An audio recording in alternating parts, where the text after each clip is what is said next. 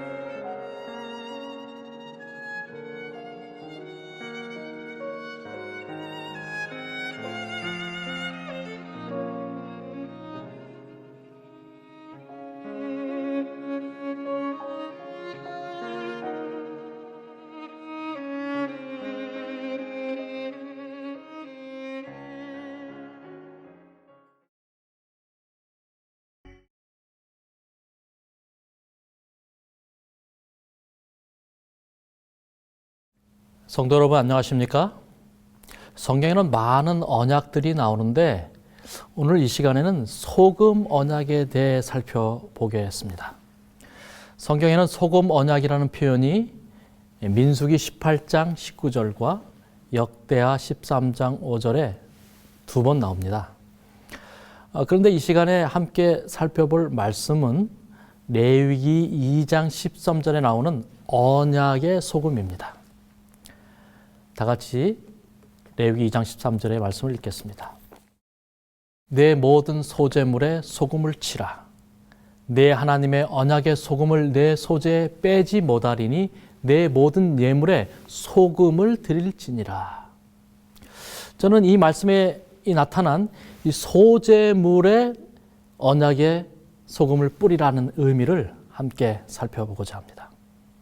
첫 번째로 우리가 기억해야 될 사실은 소금은 피와 생명을 나타낸다고 하는 것이죠. 이 말씀에 보시면 모든 소재물에 소금을 치라고 말씀합니다. 절대로 소재를 드릴 때 소금을 치는 것을 잊지 말아라, 빼지 말아라 라고 경고합니다. 여러분, 소재가 무슨 제사입니까? 고운 가루, 즉 이 밀가루로 드리는 제사입니다. 레위기에 보면 5대 제사가 나오죠. 번제, 화목제, 속죄제, 속건제, 그리고 소제가 있습니다. 그런데 이 앞에 네 가지 제사는 짐승을 잡아드리는 제사, 즉 피의 제사입니다. 하지만 소제는 유일하게 피가 없는 제사입니다. 그런데 여러분, 원래 이 모든 제사에는 피가 있어야 되는 것이 아닙니까? 우리가 가인과 아벨의 그 이야기를 생각해 보면 아벨은 짐승으로 피의 제사를 드린 반면 가인은 이 곡물 제사, 피 없는 제사를 드렸을 때 하나님께서 어떻게 반응하셨습니까? 가인의 제사는 받지 않으셨고 오직 아벨의 제사만 받으셨습니다. 이유는 뭐예요? 바로 가인의 제사에는 피가 없었기 때문에 거절하신 것입니다. 그렇다면 한 가지 궁금증이 떠오르지 않습니까? 제사에서 그렇게 피가 중요하다면 왜 하나님께서 지금 소제, 즉 밀가루로 드리는 이 제사를 제정하시면서 피가 없는데도 받으시겠다고 말씀하시는 걸까요? 사실 이유는 알고 보면 간단합니다. 왜냐하면 소금이 피를 대신하기 때문입니다. 소금이 피와 생명을 상징하기 때문입니다.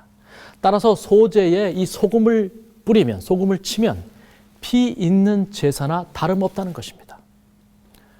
어떤 가난한 사람들에게는 이 양이나 염소 혹은 소 같은 이 큰 짐승을 희생 제물로 드리기에는 큰 부담이 될 수 있습니다. 그런 경우에 그들은 밀가루 제사, 즉 소제를 드릴 수 있었고 거기에 피와 생명을 상징하는 소금을 첨가하면 하나님께서 피 있는 제사처럼 받아주시겠다고 말씀하신 것입니다. 그렇다면 왜 소금이 피와 생명을 상징하게 되었을까요? 여러분, 어떤 환자가 병원에 입원하게 되면 대부분 1차적으로 처방하는 것이 무엇입니까? 이 링거 수액을 주사를 맞습니다. 우리가 이 링거 수액을 흔히 생리식염수라고 부르는데 한마디로 말하면 소금물입니다. 보통 인체의 체액과 같은 이 농도, 그래서 0.9% 1리터에 이 9g이 들어간 이 농도로 맞춰서 우리가 수액을 맞습니다. 쉽게 말하면 이 우리 몸속에 이 혈액에 소금물을 넣어주는 것입니다. 소금은 곧 피라는 뜻이죠. 사람의 몸 가운데서 이 소금 성분이 빠져나가면 사람이 죽습니다. 그래서 소금은 곧 피요 생명을 뜻하는 물질입니다. 식생활과 음식물에 관한 권면 207페이지에 보시면 이 무염식과 소금 사용에 대해서 다음과 같이 말씀하셨습니다. 건강개혁에 대한 극단적인 견해를 취하는 사람들은 자신들도 만족할 수 없는 무미건조하고 맛없는 음식을 준비할 위험에 빠진다. 음식은 영양분이 풍부할 것은 물론 구미가 당기게 할 그러한 방법으로 준비되어야 한다. 나는 소금을 조금 사용하지만 언제나 소금을 사용하는데 소금은 해가 되는 대신에 실제적으로 피를 만드는데 필수적이기 때문이다. 화인 여사께서는 음식을 할 때 소금을 항상 조금씩 사용한다고 언급하시면서 소금은 실제적으로 피를 만드는데 필수적이다라고 말씀했습니다. 그러면서 같은 책 다른 페이지에서 그 이유를 다음과 같이 말합니다. 이것이 왜, 무엇 때문에 그런지 나는 모른다. 그러나 그것이 나에게 주어진 대로 나는 그 지시를 그대에게 전할 따름이다. 이유는 알 수 없었지만 소금은 피를 구성하는데 필수 불가결한 요소임을 하나님께서 분명히 말씀해 주셨다고 고백하고 있는 것이죠. 우리가 때로 하나님 앞에 소를 드릴 수 없고 또 양이나 염소를 드릴 수 없고 매일 식탁에 오르는 그 빵의 재료가 되는 흔한 밀가루 제사를 드리더라도 피와 생명을 뜻하는 소금을 첨가하는 순간 하나님께서는 그 제사를 기뻐 받으시겠다는 겁니다. 이 얼마나 사려심 깊고 배려심 많은 하나님의 마음입니까? 그러므로 우리가 하나님 앞에 얼마나 크고 값비싼 것을 드리느냐가 중요한 것이 아니라 비록 작고 하찮아 보이는 것이라 할지라도 소금이 상징하는 바 그 피와 생명을 제사에 담아드리는 것이 더 중요하다는 말씀입니다. 그런 의미에서 우리가 하나님을 섬길 때에 마음을 다하고 힘을 다하고 뜻을 다하여 목숨을 다하여 하나님을 섬기시기를 바랍니다. 둘째로 이 소금은 변치 않는 언약을 상징합니다. 이 레위기 2장 13절에 보면 소제물에 들어갈 이 소금을 그냥 소금이다라고 말하지 않고 하나님의 언약의 소금이라고 말했습니다. 내 모든 소제물에 소금을 치라 내 하나님의 언약의 소금을 내 소재에 빼지 못하리니 내 모든 예물에 소금을 드릴지니라. 또 민수기 18장 19절에도 영원한 소금 언약이라는 표현이 등장합니다. 여러분, 소금을 그냥 소금이라 하지 않고 언약의 소금이라고 표현한 사실을 기억하시기 바랍니다. 소금과 언약이 깊이 관련이 있다는 것입니다.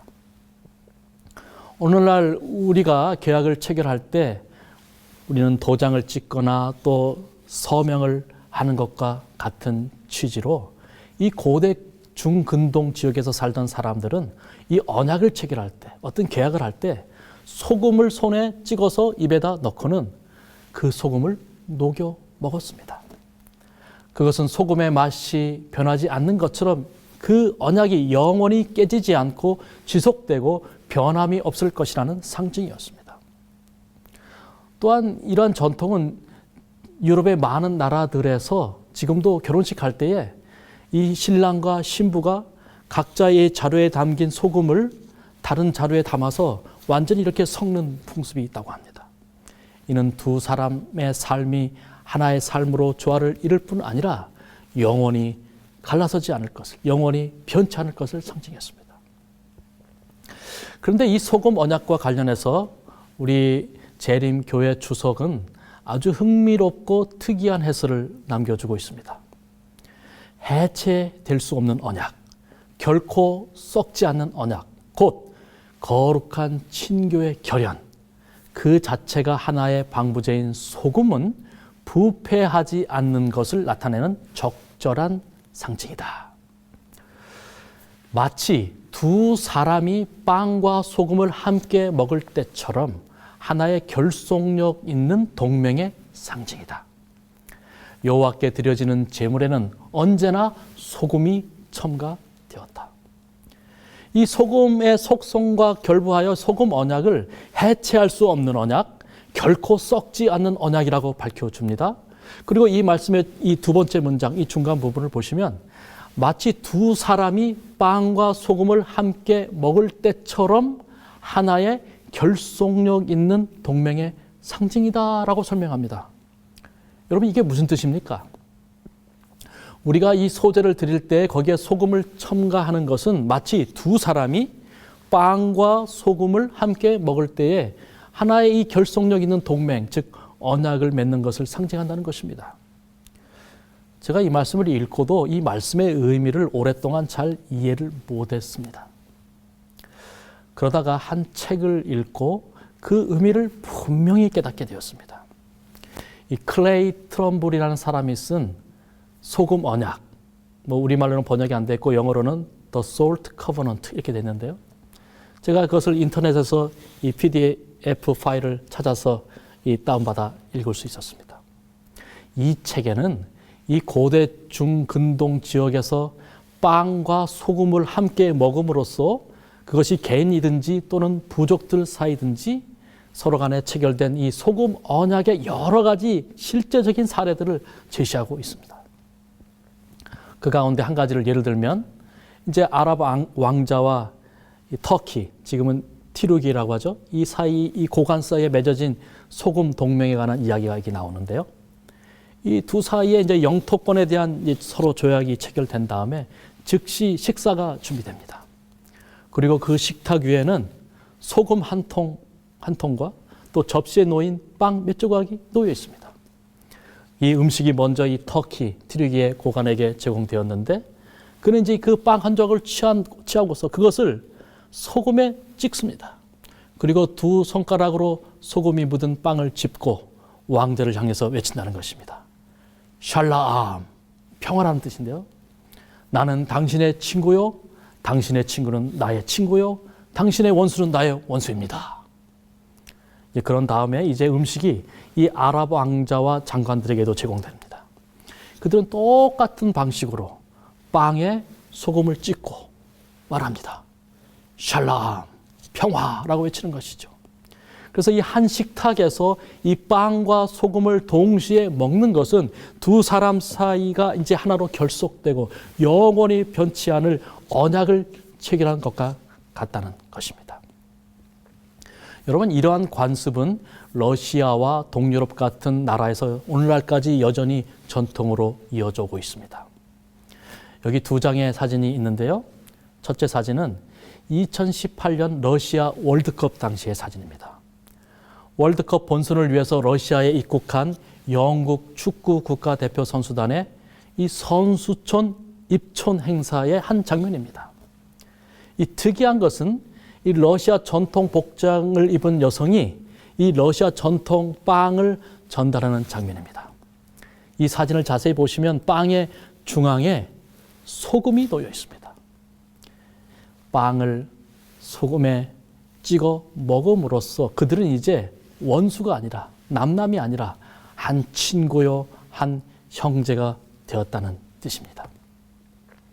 이 두 번째 사진은 2019년 4월에 이 러시아와 북한 사이의 이 정상회담 당시의 사진입니다. 이때 이 북한의 김정은 위원장이 푸틴 대통령의 초청을 받아서 러시아를 방문하게 되었는데 그때 한 외신 기사에 푸틴과 김정은의 회동에서 흥미로운 순간 10가지라는 내용이 실렸습니다. 그 가운데 세 번째 순간이 뭐였냐면 러시아의 전통 파이, 전통 빵 먹기였습니다. 이 사진을 보면 이 김정은 위원장이 러시아 전통 복장을 입은 환영단으로부터 이 러시아 전통 빵을, 파이를 제공받고 있습니다. 그리고 이 사진을 자세히 보시면 이 빵의 한 가운데에 소금이 놓여 있는 것을 알 수 있습니다. 실제로 이 김정은은 이 빵을 소금에 찍어 먹음으로써 이 러시아와 북한 사이가 이 혈맹관계, 동맹관계라는 것을 다시 한번 확인했다는 사실입니다. 성경시대에 이 소금이 들어간 빵이나 음식을 함께 먹기로 동의하는 사람들은 이 초대한 자에 대하여 가졌던 모든 원한을 버렸고 이 상호 행위로서 두 당사자는 서로가 충성을 다짐하였습니다.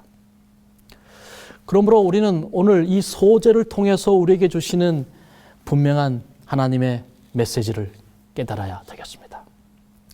소재는 마치 하나님과 우리가 함께 식사를 하는 것과 같다는 것입니다.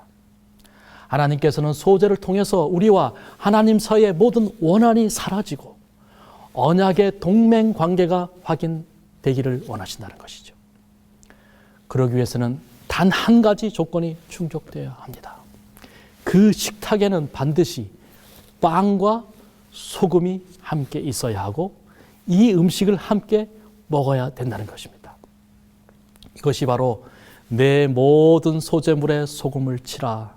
내 하나님의 언약의 소금을 내 소재에서 빼지 못하리니 내 모든 예물에 소금을 드릴지니라 라고 말씀하신 이유입니다. 요즘 이 시중에서 판매되고 있는 빵들은 너무 설탕과 크림과 이런 성분들이 많이 들어가서 빵을 먹으면서 이 소금 맛을 느끼기가 쉽지 않습니다. 그런데 제가 최근에 이 소금빵이 있다는 사실을 알게 되었고 몇 번 그 빵집에 가서 그 소금빵을 사 먹으면서 이 다른 빵들과는 좀 특별한 맛과 감동을 체험한 적이 있습니다. 왜냐하면 이 소금빵을 먹으면서 계속해서 이 소재와 소금 언약이 떠올랐기 때문입니다. 저는 실제로 오랫동안 이 언약에 대해서, 특별히 소금 언약에 대해서 연구하고 또 묵상하면서 제가 참으로 많은 위로와 소망을 갖게 되었습니다. 우리가 인생을 살다 보면 혹시 우리의 식탁에 마지막 빵 한 조각밖에 남지 않을 그런 순간이 불현듯 다가올지도 모르겠습니다. 여러분, 그때 절대로 낙심하지 마시고 한 가지 사실만 기억하시기 바랍니다. 그것은 바로 언약의 소금을 식탁 위에 올려놓는 것입니다. 그리고 그 마지막 빵에 소금을 찍어 드시면서 변함없이 언약을 지키시는 하나님을 기억하시길 바랍니다. 그렇다면 그 빵이 여러분의 인생에서 결코 마지막 빵이 아니라 여전히 소금 언약을 맺으시고 하나님의 풍성한 은혜를 우리가 이 식탁으로 소환하여서 하나님의 풍성한 햇새들을 새롭게 맛보는 식탁이 될 줄로 믿습니다.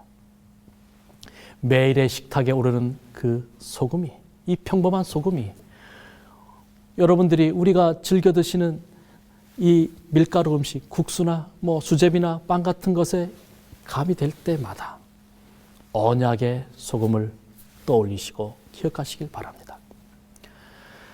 여러분, 실제로 이스라엘 백성들은 이 소금 언약을 지키기 위해서 이 제물에 소용되는 이 소금과 또 제단에 이 불을 지필 장작을 공동 부담해서 이 성전뜰에 이 소금의 방이 있는데 거기다가 항상 비치해 뒀다고 합니다. 에스라 시대에는 이 페르시아 왕 아닥사스다가 이제 조서를 내려서 이스라엘 포로들을 이스라엘로 예루살렘으로 귀환시킬 때에 이 궁중 창고에서 필요한 것은 무엇이나 가져가게 한 기록이 등장하는데 이 거기 나오는 물품을 보시면 모든 물품에는 이 제한이 있었습니다. 근데 오직 한 가지만 제한이 없었어요. 그것이 무엇일까요? 에스라 7장 22절의 말씀입니다. 은은 100달란트까지, 밀은 100고르까지, 포도주는 100밭까지, 기름도 100밭까지 하고 소금은 정량 없이 하라고 말씀했습니다. 소금은 정량 없이 하라. 소금은 마음껏 가져가라는 것이죠. 이 얼마나 인상적이고 감동적인 표현입니까? 우리의 삶에 은과 포도주와 기름이 고갈될지라도 소금은 정량 없이 있어야 된다는 것입니다. 왜 그렇습니까? 시대의 소망 439페이지에 이 사실을 자세히 설명해 주고 있습니다. 의문의 제사에서는 제물마다 소금을 쳤다. 향을 피우는 것과 같이 이것은 그리스도의 의만이 그 제사를 하나님께 간합되도록 만들 수 있다는 것을 의미하였다. 예수께서는 이 관습에 대하여 언급하시면서 너희 속에 소금을 두고 서로 화목하라고 말씀하셨다.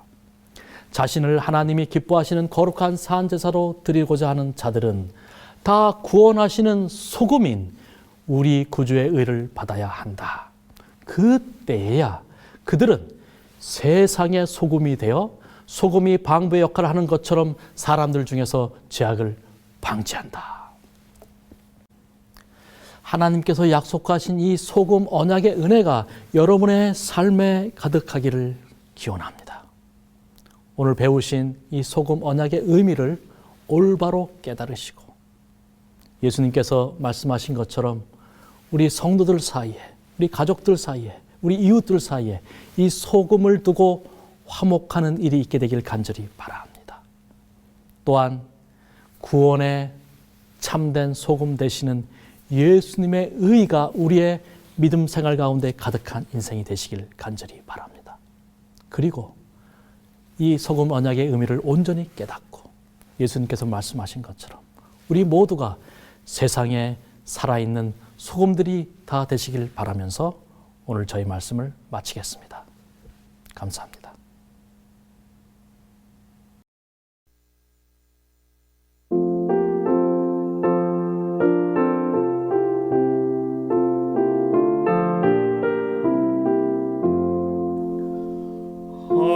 하늘의 음악이 저 바다 위로 잔잔히 퍼지네.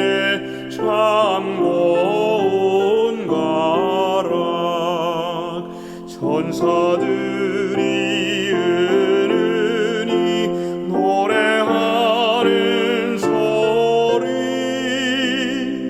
내 귀엔 그들이 날 환영하네. 요단 강전독 나 올라가서 간절히 손 모아 내 주께 비네. 주여 하늘 음악에 참여할 수 있게 주 천사 보내사 날 이끄소서. 저 물결 거세고 또 어두워도 주 허락하시면 나 건너가리. 하늘 음악 날 끌어 노래하게 하리. 저 하늘 찬양대 나 들어가리.